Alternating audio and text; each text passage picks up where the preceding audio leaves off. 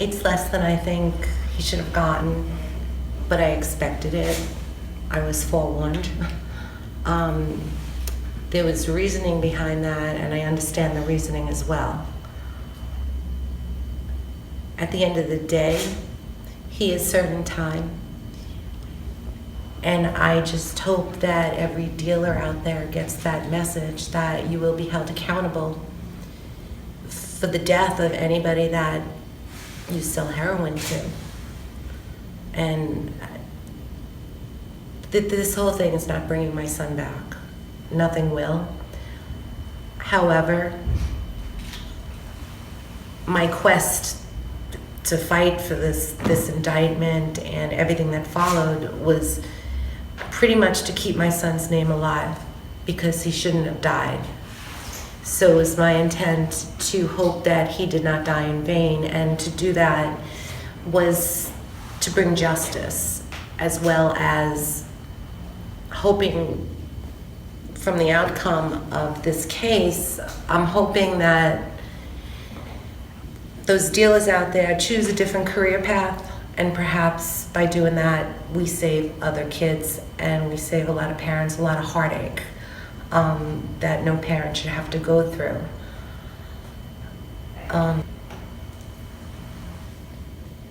It's very hard to answer. It's bittersweet, because as I just said, it doesn't bring my son back, but I can only hope that it saves other people in the interim when people realize that they're not going to get away with what they're doing out there. And it's not going to stop the war on drugs, but it's going to make a little bit of a dent. And, as people argue, the addict made the decision to put the needle in their arm. But as I said in the courtroom, my argument is if there wasn't a dealer, perhaps there wouldn't be any needle put in one's arm.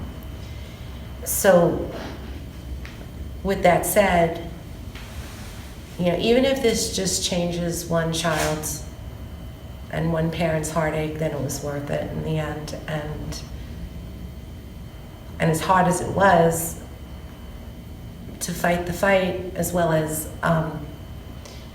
just keep doing and reliving everything, it's very, very difficult. But I did it for my son. I'm still his mother, and he's not here to have a voice, and I'm his voice. For giving my son justice and for seeing what it was. And I really, really wish they were in this room right now to thank them and to let them know how grateful I am for listening attentively and really seeing everything for what it was in between all the choreographic stuff that defense attorney tried to do. And it's because of the jury that this precedent has been set, and the jury should know that because of this and because of them finding him guilty, it will save other lives. Well, these are extraordinarily difficult cases when a person has died not because of the intention of the defendant to kill the individual, but rather because the defendant did something negligent or reckless that led to the individual's death. I thought the trial was very fair in virtually every respect, except regarding the issues we're going to appeal.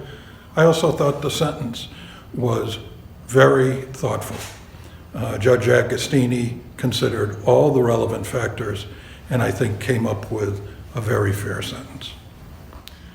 Following the sentencing today, we filed a notice of appeal. We also asked the court to consider a stay of execution of the sentence, meaning it will not be imposed until the appeal is done.